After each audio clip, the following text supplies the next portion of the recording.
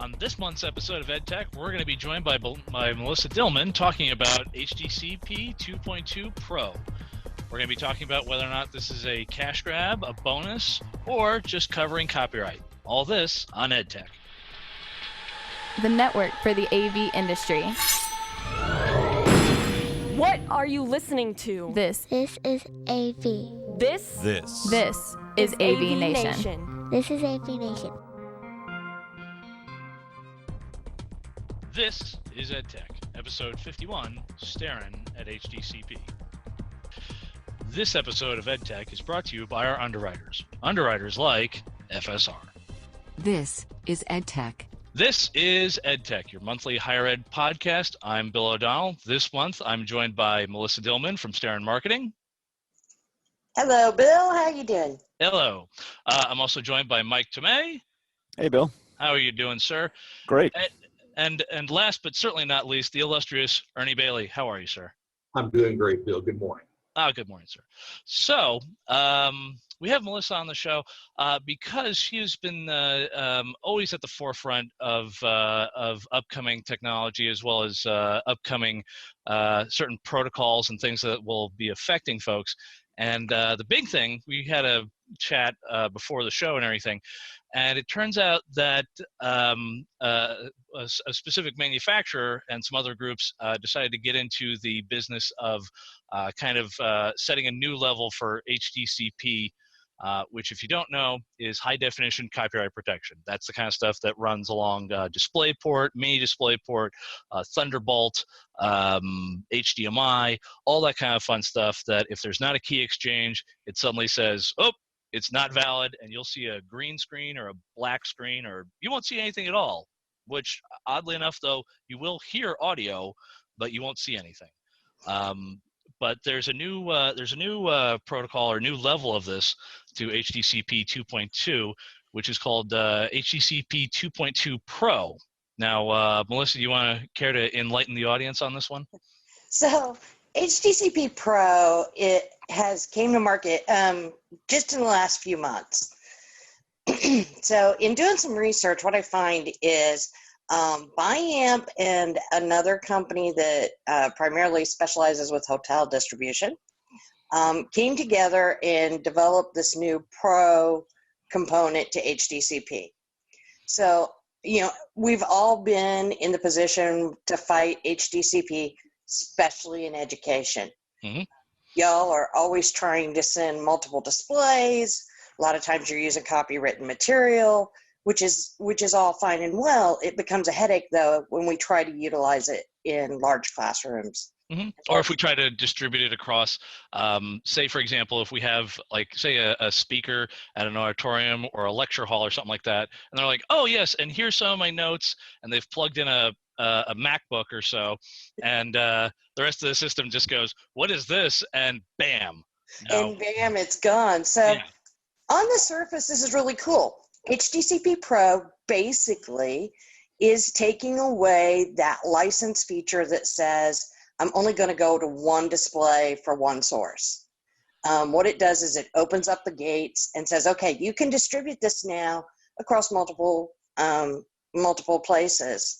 And that's awesome, right? That's what we've been asking for on the Pro side. Well, that's a wonderful free lunch. That's a great free lunch. Yeah, there are no free lunches. But then you get a little further into it. And a little further into it, we find, that your integrator or somebody must be licensed by the HDCP folks. Mm-hmm. And while I don't know what that figure is, I'm sure it's not cheap because it's HDCP. Mm-hmm. The other thing is it requires that at certain intervals, and I believe it's quarterly, that you have to come and make sure that you do your firmware updates. Basically what they're doing is checking to make sure that everything is current and up to date. And if you miss their deadline, you'll go black. So I'm seeing a little caveat there. While initially it looks great, boy, that time constriction and the licensing part of it kind of throw up a red flag for me. Now, the thing that, there's multiple red flags. I mean, just, Yeah. just hear me out on this one. Like Ernie, granted, we do have good rapport. Usually, folks have good rapport with good integrators and everything. Right. But in terms of all of a sudden hearing, hey, we have to come by your campus like 4 times a year just to do a software update. I'm not gonna lie, I'd be more inclined to say, yeah, just hand me the software and I'll go and do it. But Well, I'm my own integrator. oh, well, there you go. I don't hire integrators. We do it all in house. So So what's you're it going gonna to pay cost the me to license? So you're going to pay the licensing fee. Exactly. Yeah. Yeah. And is there going to be an educational discount for that? Yeah, there's no discount. Yeah, I know that. So here's the next part of this that gets a little hinky. Another red flag that comes up. An article was released yesterday from the folks at BuyAmp, and what they're stipulating is that in order to stay in true alignment with the rules of HDCP 2.2, that every device on a network, if you're moving it via the network, that every device on that network would count as one of your hops, for lack of a better word. So with 2.2, you're now restricted to 32 different devices. So they're claiming if those network devices then would be part of that count. So we're including your switches, even in some cases, your routers. God help me if as I say, the switches and routers alone, it's like, just getting from building to building. Oh God, if you even go down the path of when you're transmitting across like a large campus, that might even include, say, the media converters / transceivers and everything. So if you do that, if that's truly where this is going, it really throws a wrench into all those companies that are manufacturing devices to start moving your AV through your networks, right? So it looks like BuyAmp and HDCP are taking the approach that they're going to count absolutely every device that it touches. That's as I say, there are words to use to describe this. Quaint is not one of them. Especially considering the fact that when you're talking like Ernie, and this is just a question for both you and Mike, when you guys go to have the classrooms and there's a large number of large amount of equipment that requires network drops, are you guys doing home runs, or are you having like local switches in the rooms? We're putting local switches in the rooms right now. Okay. In fact, the room I'm doing right now, it's a multi-purpose space, and there are actually 3 lecterns. Each lectern has a small switch in it. It goes back to a pair of 48-port switches in my main rack. Stuff bounces back and forth between them. So to a 32 by 32 matrix. Goes from there out to multiple scalers, and from there to display devices. I just did a quick count. If I do a presentation and my source is at one of my lecterns, and I'm displaying it on all of my displays in that space, without trying real hard, I got to 22 devices. So, that's 7 displays. It's an interesting, I personally, in my humble opinion, it should be noted that Melissa is also a well-established member on the show MHO, or My Humble Opinion, which is also on AVNation. Right. In my humble opinion, I think this is going to be, this is taking us back to the day of the key counts again, like we used to have to do when this was first introduced, and back to that fight that happened originally when they argued whether or not you could assign new keys on the outputs of your devices, and whether or not that was a legal maneuver within the HDCP rules. So it'll be interesting to see how this sorts out. I saw Extron made an announcement today that they've just created their first HDCP 2.2 device. Oh, which probably debuted at their steakhouse. Not that that's their testing lab. So, if it's coming to market that quick, this is going to be something we need to get on our radars and figure out how we're going to handle it and really watch how this shakes down. I think it may be a faster pickup than original when we first got into, the one dots. So it's just something to put on your radar and be aware of. I mean, this could really be a pain factor, especially for universities. Well, yeah, I mean, Ernie's just doing a rough count, and within just Ernie, that's all within one room, correct? It's as I say. I mean, granted, the internet, the network hops are going back to probably a network closet and coming back, but even still, that's that's not even getting to the network closet. Oh, well, there you go. You've already broken probably the 32. Melissa, it was what, 32? 32. Yeah. 32. Yeah. It's already. Mm-hmm. Yeah, that's already. Like I said, that was without trying. Yeah. A quick count, just going down the path. Now, and my guess is that QSC is going to have an answer for this, right? Because QSC that's part of their big promotion. Mm-hmm. They're moving across the networks, just like AMX has their devices, and everybody has a device. This BIAMP is the first one that I've seen really step into this 2.2 Pro forum. And the reasoning being that they're claiming every device. I don't think anyone else has went down that path yet. So the battle will rage on. It just kind of seems like I'm not going to say it almost seems like a punitive measure, really. Only in regards of, BIAMP does have some devices, but in breadth or in comparison against, say, what QSC is doing, as well as like Crestron and Extron, both Crestron and Extron have far more down the line developed products that are meant for, across the network. It almost seems like they're trying to either rein it in or say, well, no, you're going to have to pay, more for this. You really want all the cool stuff? Oh, it's going to cost you. And I don't know. It just seems like almost like a slowdown or just a cash grab, but that's just me. Well, initially there was that fight, some time at Kramer, obviously. And the initial fight, we assigned keys on every output to our displays. Mm-hmm. And there was a big argument for a long time as to whether or not that was a valid way to protect HDCP. Eventually, it was determined that yes, that was perfectly fine. Mm-hmm. I think this is sort of in that same vein. I think they're going to squabble about it for a while, and at the end of the day, I just can't imagine that 32 is going to hold up and network devices are going to count. But it seems to be the direction they're trying to go.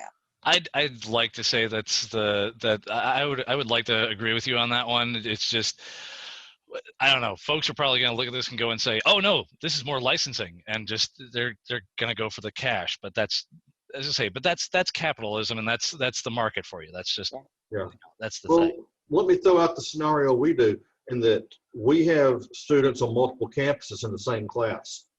So, and we're video conferencing. Well, I cannot send HDCP across a video conferencing network. No. Just about every. That's as I say, Melissa, I'm going to defer to you on that one. I'm sorry, what was the question? Are we going to be able to send via our video conferencing network anything over HDCP 2.2 Pro? No. Reason being, the whole point of HDCP is to protect the content. And once you release it into that video conferencing sphere, I can't protect it when it hits that far side. So I don't foresee a time in the near future that HDCP is going to say, well, go ahead. I don't think they're going to let that go. Now, maybe you could if you were doing Pro, but I'm going to doubt it unless it was controlled by you. I don't see where that's going to fly. It's all about protection. Okay. Fair enough. And then once you start putting any sort of like lecture capture devices or recording devices in those classrooms, then it's a whole nother wrinkle. So I've got that in every room too. And I wasn't even counting that a while ago. Yeah. Add that to your list. Because it comes back down the same path through the same devices. So it's going to hit every one of them twice. There's some new devices that are going to do lecture capture. It'll be interesting to look at how they're handling this. because that the lecture capture has always been a problem, especially with HDCP, especially if you put that MAC in there. Now it's trying to encrypt everything, right? Right. Yep. So but there's some new devices claiming they can do it. Let's see how they're doing it. For me, it's buyer beware right now. Make sure you're educated on all the ins and outs, and make me from the show me state. Prove it to me. Yeah. It must be frustrating for these pro manufacturers to have to deal with these constant changes all the time. It's almost like the consumer market is driving these changes, and then the pro AV people, have to keep up with it. It must be really frustrating for manufacturers. Well, and if you think about it, let's use Samsung, since they're in the news so much here lately. Yeah. If you look at Samsung, the biggest chunk of their income comes from the consumer, from the consumer side, right? Yeah. They don't really care what I'm doing on the pro side. I'm not a big enough piece of the pie, so therefore I don't get that kind of voice. Right. When you're talking about what they can sell to consumers, they don't care. So it's a matter of us always trying to do the workaround, right? And figure out how can we make these devices work in legit situations like education.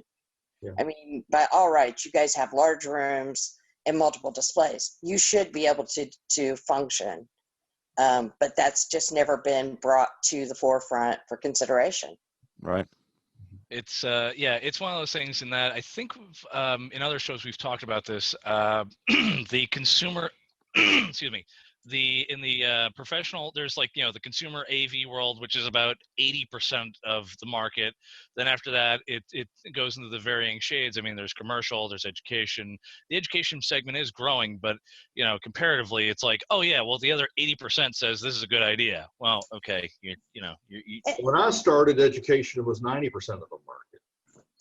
Well, if you consider 4K, right? Yeah. We all have, this is a specific group, right? A special group. But are you guys running 4K displays at home yet? At home, I have. Yes. I was gonna say I have a 4K TV that I picked up at Sam's Club, but I mean that's where I am. I've got a 4K TV. I'm not really watching any 4K. But we're still. sort of the AV, right? We're the early adopters. But for the most part, people are happy with their 1080p's. Yes? Yeah. These work great. We're happy with the image. They're in a majority of homes. Mm-hmm. That doesn't make manufacturers of displays any money. Yeah. So again, right, going back to what you were saying, they're going to push 4K because they need you to buy new displays. All right. Right? Mm-hmm. It's not something that we've asked for or demanded on the consumer side. So it's very much, the kind of the tail wagging the dog these days. It is. The counter I will put to that, though, is that, and this is where it turns into the demand and the viewing of it, is that, remember a while back everyone was going, hey, we're going to be able to do 3D. Now 3D popped up for a little bit, and yes, you can still watch some stuff in 3D in the movie theaters, but you really haven't seen like the 3D displays have kind of gone by the wayside. Yeah. Now that has been taken up by 4K, and you now also have a lot of as I say, there still are smart displays. Although with what's popped up in the news recently, I don't know if folks are going to be all that in favor of smart TVs much longer. In which they go, wait, folks can watch what I'm watching. Yeah. No, I don't. Okay, that makes me crazy, right? Yeah. I'm sorry. Anytime you put a camera or mic on it, there is a 6-year-old somewhere who can hack it. Yeah. Yeah. Well, that's to think otherwise is foolish. Oh no, it's and I have a friend who literally he does white hat hacking, and he will go to places like most of his business is made going to hospitals, and he said he'll make a list of all the things he finds access through, and he said a lot of the times it's the routine basic stuff. Now, this doesn't mean, you Mhm. know, swipe cards or anything. It literally means he'll go up and say, hey guys, I have to do an I got to do a software update. And he's like, you know, borrowed someone's contractor badge, and they're looking like, oh, all right, whatever. And he's like, he can just get in and do everything he needs. And in terms of relating that back to smart TVs and everything else, you think that they've really put in, you know, high-end processing chips, nor have they put in high-end security on these things? No, folks looked and said, I want Netflix. Okay, what's the easiest way we can get the Netflix out? Okay, go. And that's in the same, it's in the same security vein on that one, in the fact that it's like all these, you know, a lot of the IoT devices, it's like security. What's security? Well, you know, going back to your 3D bill, Yeah. I think 3D was way ahead of its time, right? It came out, but the hardware wasn't quite ready. My prediction is, as we move to 8K and 120 hertz, that's where 3D gets its resurrection. Now you've got enough speed and enough bandwidth to actually make it functional. Yeah, at that point, I think we'll be having fiber optics wired directly into the display, because that ain't gonna go on. That ain't gonna go along any bit of cat cable. Oh no, the copper will melt at that rate. Yeah. But it's coming. Fiber optics is a hologram. Yeah. Oh, I love holograms. I fear the time of when we end up getting the holodeck, because you will just from my own perspective, either A, folks won't want to leave their house, or B, if we have it on campus, it's going to be, okay, guys, you got to leave the holodeck. No, we're still doing stuff in here. I don't care. I'm going to shut the power off. I get a hologram, I guarantee it'll look like Angelina Jolie. Fair enough. That's what I'm going to project. Fair enough. As I say, you can do that. I'm going to do something where I end up looking along the lines of Brad Pitt. So there you go. So thank you, Melissa. That was, as I say, it's been a fun back and forth with this, in the fact that, you know, folks will hear about these things, and, you know, sometimes HDCP can be the magic thing where folks hear that and they just go, oh, I get it. Okay, everything has to be copyrighted, blah, blah, blah. And it's like, no, you don't understand. This is how folks can pull the I got you. And then, you know, I had a discussion with a certain individual on my campus who will remain nameless, who I explained to him how, you know, they're trying to do an update to their room. And I said, hey guys, you have an analog system. The HDCP is going to shut this off. Oh, we have a MAC adapter. That'll take care of it. And I'm going, it's like that scene from The Princess Bride. You say those words. I don't think you know what it actually means. I don't think it means what you think it means. But, yes. So it's one of those ones of like, this is an important topic, because you know, like Ernie said, when it comes to, you know, hey, the lecture capture stuff, hey, you know, the lecturer is coming in here. Sometimes they do have, like, say, software, or they're showing something that's only on their laptop because, you know, they had to go and get licensing keys or something like that, if it's a CAD drawing, or say it's something in Maya, or just, you know what, hey, it's my PowerPoint presentation, and yes, I have put copyright protection on this thing because there's some patented info on this. Now, if he's willing to go to a college and do and agree to a lecture capture series on it and everything, obviously it's okay for public dissemination. But, you know, all these things are built in on the backside, and, you know, there are these I gotcha moments, and it's not always going to be, oh, well, you know, the switcher doesn't work. Well, no, it's not the switcher's fault. The switcher is doing exactly what it was manufactured for.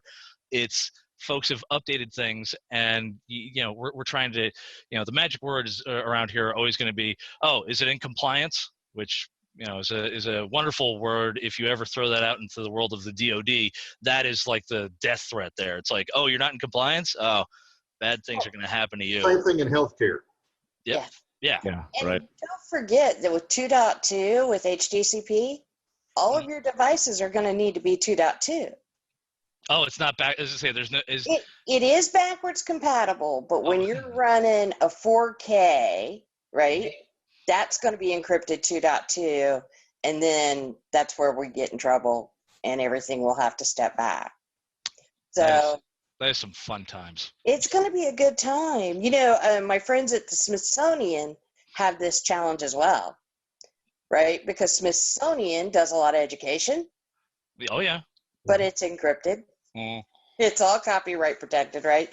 All has HDCP on it. And when they're trying to use it for their own purposes, they can't strip that HDCP off.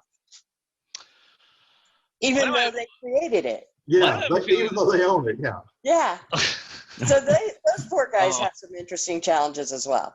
And of course, they have an unlimited budget to take care of that too. Yeah. Yeah. Okay, let's go with that. Yeah, we'll go with that. Yeah. Just like universities. Oh yeah, yeah.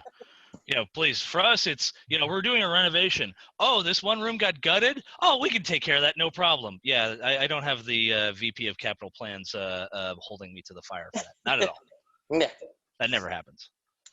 So yeah, but that aside, like just if anything, Melissa, I did want to say thank you. This has just been like a fun, like just back and forth with everything, and the fact that honestly, like it is an important. Like I said, it's one of those things. It ranks up there with the infrastructure. And whenever you hear this in the news and everything, folks talk about oh, we're going to be updating our infrastructure. Yeah, infrastructure is not sexy, but infrastructure is also what keeps everything moving. Mm-hmm. And in this case, it's if you don't follow this is going to be a very expensive update. And actually, that actually does bring me to a separate question.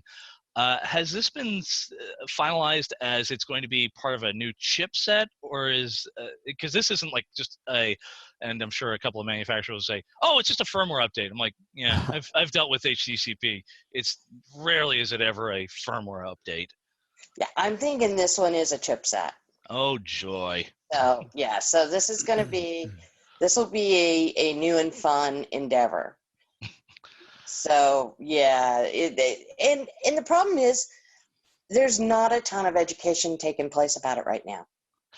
No, and that's actually why we brought you on the show for this one, because this is something that it's going to be affecting technology managers, and it's not just going to be we'll just throw something in the line. No, it's a complete infrastructural review, and it's just one of those things of just kind of folks have to be aware of that stuff. Yes.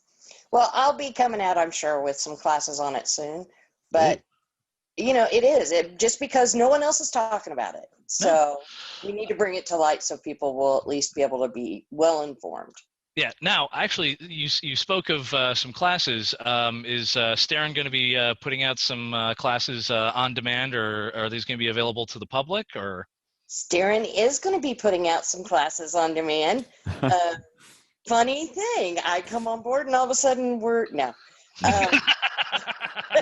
an educator of the year comes on board with a company and this happens? Yeah, we're very excited. We have a new website getting ready to launch that is a resource where we will be putting a lot of education. And there's a big focus right now. I think we've got 12, 15 ready to launch. Everything's going to carry RUs. So if you have your certs from Infocom, you'll be able to get RUs for it. Mm-hmm. So we're really excited. All of that stuff's going to be coming out very soon. Well, cool. Yeah, like I said, it's one of those just folks, nothing hits education quicker than, let's see, on demand, online, free is also the fun enticer too. But the fact that this can be at everyone's pace, I think will really kind of cause folks to latch on. Awesome. Yeah.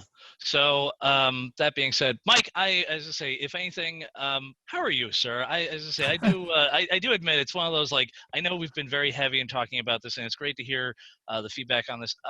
From a consultant perspective, is this a major wrinkle, or is this going to be something that you're just going to look and say, okay, have to factor this in, let's see where this is going? Like, is it it's a down the line issue? Well, yeah, definitely. I mean, it's not nothing minor, that's for sure. I mean, it's all the pain that everybody went through years ago when all of this started ramping up, making the switch from analog to digital, and then it could easily start happening again with these new standards that are coming out. So, yeah, it's definitely not a minor thing, but educating yourself and staying current is the key with this one. So fair enough. Yeah. So yeah, Ernie, Yeah, as I say, I can already tell you're going to be having a ball with. Just out of curiosity, how many of your rooms are equipped for lecture capture, and why do I have a sneaking suspicion it's going to be either a huge majority or all? But please let me. Please. 100%. Oh, there we go. See. And I mean, we lecture capture using Blackboard Collaborate. So if I've got a computer, I'm equipped for it. We put in AV bridges, Audio's AV bridge to bring our high def cameras and high level audio back into the computer. And we do that in every classroom we've got. I've got 2 rooms that don't have it. They're both slated for upgrades. In fact, I was working on the upgrade letter when we started the conference for those 2 rooms. That's my last 2. So. Well, fair enough. Actually, all right. So very cool. Sorry, there's just a mid-brain collision. There was a separate topic that Melissa and I were talking about that does affect Ernie, but that's a topic for another day. In general, that's scary. No. It's a good thing. I will say this: it's a good thing. We'll talk offline. It's fine. So that being said, Ernie, as I say, we've come to our end of the show here. Where can the fine folks find you online? They can generally find me on LinkedIn. All right. That's right. Fair enough. Mike, where can the folks find you? I can. My website is the best place. It's tomeav.com. It's TOMEIAV.com. And again, another shameless plug. I'm teaching 2 classes at Infocom this year. All right. So when you go to sign up, search for my last name and sign up for the 2 classes. They're perfect for people that are in higher ed, technology management. I would recommend that folks sign up early for that because if I remember correctly, last year, Mike, yours was at least one of them concerning ADA compatibility was standing room only, if I remember right. That was pretty. That was pretty. I couldn't get in the room. See. I'll save a seat for you, Ernie. There you go. But folks, if you can. I was coming to heckle, so. Oh, geez. All right, forget it then. Well, you're out. Believe me, if I was there, Ernie and I would have been Waldorf and Statler. You can figure. Oh, great. Yeah. Don't worry, I would have had the white skull cap and all. Nice.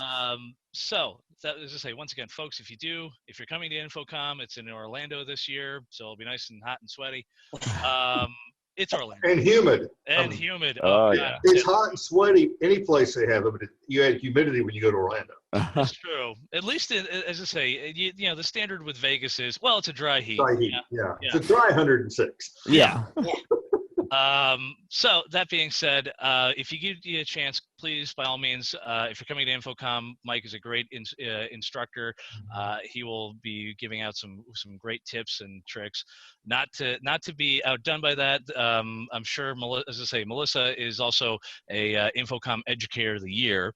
And she is quite well versed. I am happily admitted a student, a former Kramer certified digitalist by her.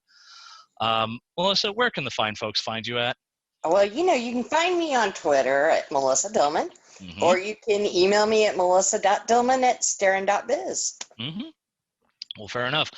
Thank you very much, everyone. I wanted to say thanks for your time, and we will see you next month.